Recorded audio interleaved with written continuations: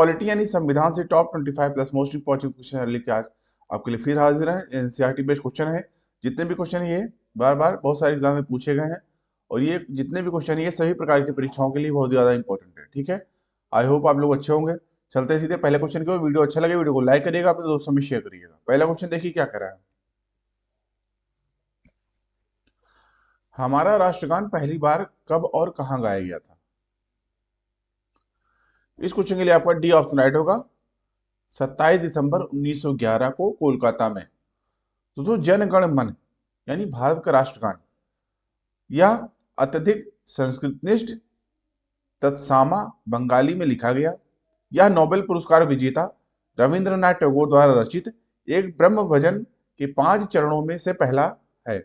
इसे पहली बार 27 दिसंबर 1911 को भारतीय राष्ट्रीय कांग्रेस के कोलकाता सत्र में गाया गया। ठीक है, डी ऑप्शन आपका इस क्वेश्चन के लिए राइट ऑप्शन है। अगला क्वेश्चन, प्रस्तावना के अनुसार परम शक्ति किसके हाथों में होती है? डी ऑप्शन आपका राइट होगा, जनता। दोस्तों प्रस्तावना के अनुसार परम शक्ति भारत की जनता के हाथ में है। संविधान में प्रस्तावना अथवा उद्देशिका को 26 नवंबर 1949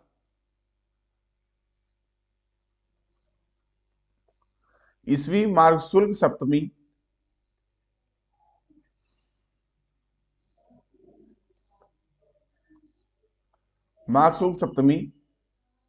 संवत 2006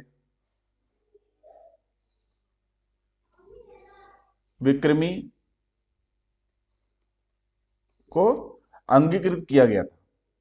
ठीक है, प्रस्तावना को संविधान की कुंजी भी कहा जाता है। डी ऑप्शन आपका राइट होगा। अगला क्वेश्चन,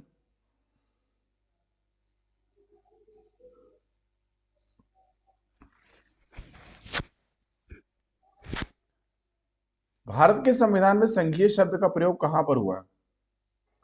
इस क्वेश्चन के लिए आपका सी ऑप्शन राइट होगा, संविधान में कहीं भी नहीं। तो भारत के संविधान में कहीं भी संघीय यानी फेडरल शब्द का प्रयोग नहीं किया गया। भारतीय संविधान के अनुच्छेद 1(1) में कहा गया है कि भारत अर्थात इंडिया राज्यों का संघ है। क्या है? राज्यों का संघ।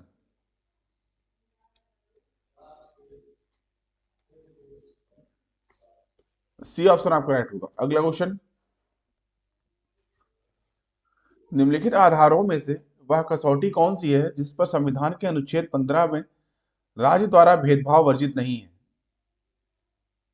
सी ऑप्शन आपका राइट होगा, भाषा। दोस्तों अनुच्छेद 15(1) में राज्य किसी नागरिक के विरुद्ध केवल धर्म, मूल, वंश, जाति, लिंग, जन्मस्थान अथवा इनमें से किसी आधार पर भेदभाव नहीं करेगा। ठीक है, 3 ऑप्शन इसमें दे ही रखा है। सी ऑप्शन इसमें ये जो है पूछा इसमें यही गया कि कौन वर्जित नहीं है, तो सी ऑप्शन आपका राइट होगा, भेदभाव। ठीक है, अगला क्वेश्चन, निम्नलिखित में से कौन सा अधिकार एक राजनीतिक अधिकार है? बी ऑप्शन आपका राइट होगा, चुनाव लड़ने का अधिकार। चुनाव लड़ने का अधिकार राजनीतिक अधिकार है, जबकि अनुच्छेद 19(1) का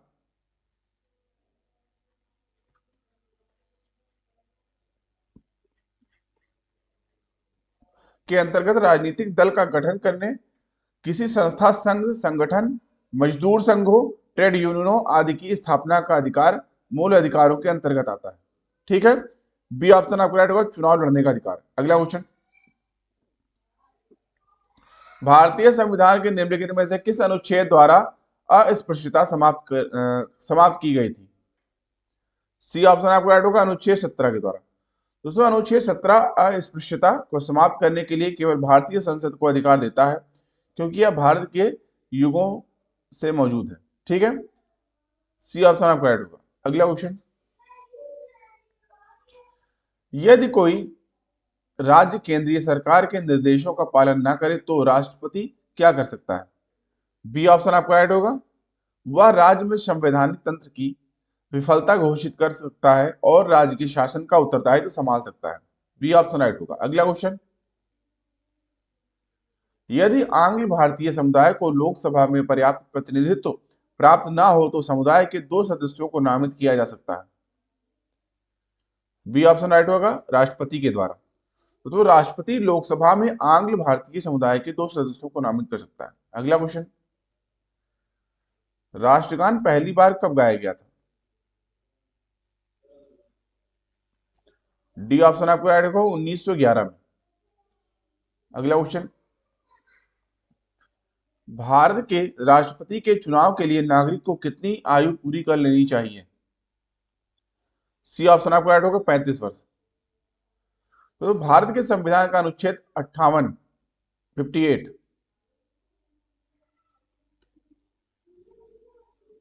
राष्ट्रपति के रूप में चुनाव के लिए योग्यता प्रदान करता है। यदि कोई व्यक्ति 35 वर्ष की आयु पूरी कर चुका है तो वह राष्ट्रपति के रूप में चुनाव लड़ने के पात्र माना जाएगा। अगला क्वेश्चन,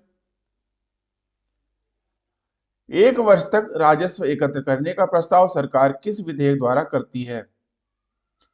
बी ऑप्शन राइट होगा, वित्त विधेयक के द्वारा।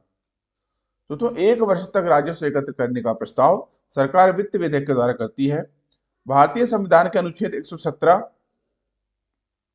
1 और 117(2) में वित्त विधेयक का उल्लेख किया गया है। ऐसे सभी विधेयक जिनका संबंध वित्तीय मामलों से होता है वित्त विधेयक कहलाते हैं। इस विधेयक को राष्ट्रपति की सहमति के बाद लोकसभा में पेश किया जाता है। इसमें राज्यसभा को भी पर्याप्त शक्ति प्राप्त होती है। बी ऑप्शन आपका राइट होगा, वित्त विधेयक। अगला क्वेश्चन, संसद के किसी भी सदन के 2 सत्रों के बीच अंतराल किससे अधिक नहीं होना चाहिए? बी ऑप्शन आपका राइट होगा, 6 महीने से अधिक। तो संसद के 2 सत्रों के बीच समय का अंतराल 6 महीने से अधिक नहीं होना चाहिए। अगला क्वेश्चन, संसद के दोनों सदनों की संयुक्त बैठक को भेजा गया विधेयक का पारित होना होता है। ये ऑप्शन आपका राइट होगा, उपस्थित सदस्यों के साधारण बहुमत से। तो संविधान के अनुच्छेद 108 में संयुक्त बैठक से संबंधित प्रावधान है। धन विधेयक के अतिरिक्त विधेयकों पर सदनों की असहमति के बाद संयुक्त बैठक का प्रावधान है, जिसकी अध्यक्षता लोकसभा अध्यक्ष करते हैं। लोकसभा अध्यक्ष करते हैं इसकी अध्यक्षता। संयुक्त बैठक को भेजा गया विधेयक दोनों सदनों के उपस्थित और मत देने वाले सदस्यों की कुल संख्या के साधारण बहुमत से पारित होता है। ठीक है, तो ये ऑप्शन आपका इस क्वेश्चन के राइट होगा। अगला क्वेश्चन, भारत में किसी विधेयक को धन विधेयक कौन प्रमाणित करता है? सी ऑप्शन आपका राइट होगा, लोकसभा अध्यक्ष। तो तुम यदि कोई प्रश्न उठता है कि लोकसभा में पेश किया गया विधेयक धन विधेयक है या नहीं, तो ऐसी परिस्थिति में लोकसभा के अध्यक्ष को विधेयक को धन विधेयक के रूप में घोषित करने और उसे राज्यसभा में भेजने से पहले प्रमाणित करने का अधिकार है। ठीक है, सी ऑप्शन राइट होगा। अगला क्वेश्चन, भारत में संसद की वित्तीय समितियां निम्नलिखित में से कौन सी हैं?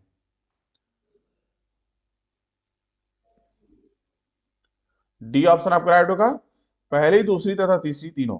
लोक लेखा समिति, प्राक्कलन समिति, लोक उपक्रम समिति। ठीक है, तो भारत में संसद की वित्तीय समितियों में लोक लेखा, प्राक्कलन और लोक उपक्रम समितियां शामिल हैं। अगला क्वेश्चन,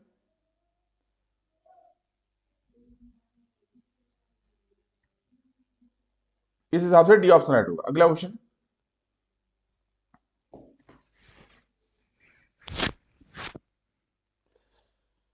भारत में किसी राज्य के उच्च न्यायालय की प्रथम महिला मुख्य न्यायमूर्ति निम्नलिखित में से कौन सी थी? सी ऑप्शन आपका राइट होगा, लीला सेठ। तो लीला सेठ भारत में एक राजकीय उच्च न्यायालय की पहली महिला मुख्य न्यायाधीश थी। ठीक है, अगला क्वेश्चन, निम्नलिखित में से किस याचिका यानी रिट के अधीन किसी कर्मचारी को ऐसी कार्यवाही करने से रोका जा सकता है जिसके लिए वह सरकारी तौर पर हकदार नहीं है? बी ऑप्शन आपका राइट होगा, अधिकार परीक्षा। ठीक है, बी ऑप्शन आपका राइट होगा, अधिकार परीक्षा रिट। अगला क्वेश्चन, निम्नलिखित में से किस मुद्दे पर राज्यपाल राष्ट्रपति को सिफारिश कर सकते हैं?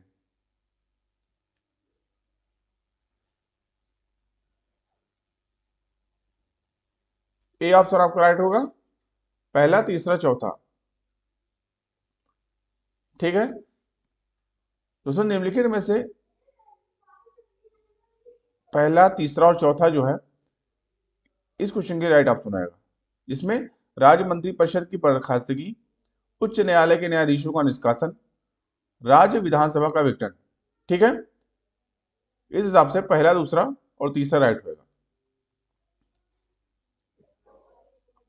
पहला, दूसरा और तीसरा राइट होगा इसमें। ठीक है, चौथा नहीं होगा।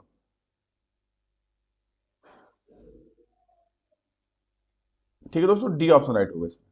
ये ऑप्शन है, डी ऑप्शन राइट होगा। अगला क्वेश्चन, राज्यपाल को पद की शपथ किसके द्वारा दिलाई जाती है? डी ऑप्शन आपको राइट होगा दोस्तों, यह संबंधित राज्य उच्च न्यायालय का मुख्य न्यायाधीश होता है, जो राज्यपाल को पद की शपथ दिलाता है।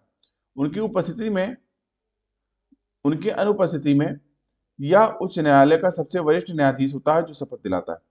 डी ऑप्शन राइट होगा, उच्च न्यायालय के मुख्य न्यायाधीश। अगला क्वेश्चन, भारत में राजनीतिक शक्ति का मुख्य स्रोत है? ये ऑप्शन आपको राइट होगा, लोग यानी जनता। तो भारत में राजनीतिक शक्ति का मुख्य स्रोत हम भारत के लोग अर्थात जनता है। संविधान सभी नागरिकों को अपनी प्रतिनिधि चुनने के लिए जो है इस विषय में समानता प्रदान करता है। ठीक है, ये ऑप्शन आपका राइट होगा। अगला क्वेश्चन, निम्न में से कौन सा विषय राज्य सूची के अंतर्गत आता है? सी ऑप्शन आपका राइट होगा, शिक्षा। अगला क्वेश्चन, निम्नलिखित में से कौन भारत का कंसोलिडेटेड फंड का नियंत्रण अथवा पर्यवेक्षण करता है? बी ऑप्शन आपको राइट होगा, भारत के नियंत्रक एवं महालेखा परीक्षक। अगला क्वेश्चन, भारत के अटॉर्नी जनरल यानी महान्यायवादी की नियुक्ति किसके द्वारा की जाती है? सी ऑप्शन आपको राइट होगा, राष्ट्रपति के द्वारा। तो भारत का महान्यायवादी यानी अटॉर्नी जनरल भारत सरकार का मुख्य कानूनी सलाहकार तथा भारतीय उच्च न्यायालय में सरकार का प्रमुख वकील होता है। भारत के महान्यायवादी अनुच्छेद 76 के अंतर्गत आते हैं कि नियुक्ति भारत के राष्ट्रपति के द्वारा की जाती है। सी ऑप्शन आपको राइट होगा। अगला क्वेश्चन, किसे पंचायत का मुखिया भी कहा जाता है? बी ऑप्शन आपका राइट होगा, एक सरपंच होता है जो ग्राम पंचायत का मुखिया भी होता है। अगला क्वेश्चन, वर्तमान समय में भारत में कितने क्षेत्रीय परिषदें कार्यरत है? बी ऑप्शन आपका राइट होगा, 5। तो जो क्षेत्रीय परिषदों के निर्माण का विचार 1956 में भारत के पहले प्रधानमंत्री पंडित जवाहरलाल नेहरू द्वारा उठाया गया था। भारत में वर्तमान में 6 क्षेत्रीय परिषद हैं। राज्यों के पुनर्गठन अधिनियम 1956 के अनुसार मूल रूप से 5 परिषदें बनाई गई हैं, जो आपका उत्तर, मध्य, पूर्वी, पश्चिमी और दक्षिणी। भारत के 7 उत्तर पूर्व राज्यों की समस्याओं से निपटने के लिए 1971 में उत्तर पूर्वी परिषद की स्थापना की गई थी। ठीक है, बी ऑप्शन आपको इस क्वेश्चन का राइट होगा। अगला क्वेश्चन, और दोस्तों आज का प्रश्न आपके लिए, क्वेश्चन क्या है, प्रभुसत्ता के बहुसिद्धांत में निम्नलिखित में से किस पर जोर दिया गया है? राज्य, धर्म, व्यक्ति या संघ यानी एसोसिएशन। इस क्वेश्चन का जवाब आपको कमेंट बॉक्स में देना है। तो दोस्तों अभी के लिए इतना ही। आई होप आपको वीडियो अच्छा लगा होगा। वीडियो अच्छा लगा दोस्तों वीडियो को लाइक करिए, अपने दोस्तों में शेयर करिए, और आपने अगर अभी तक चैनल को सब्सक्राइब नहीं किया तो चैनल को सब्सक्राइब करके बेल आइकन ऑन कर लीजिए, इससे चैनल पर आने वाले सभी प्रकार के वीडियो की नोटिफिकेशन आपको टाइमली मिलते रहे। अभी की वीडियो को देखने के लिए धन्यवाद। मिलते हैं दोस्तों नेक्स्ट वीडियो, तब तक के लिए थैंक यू, जय हिंद।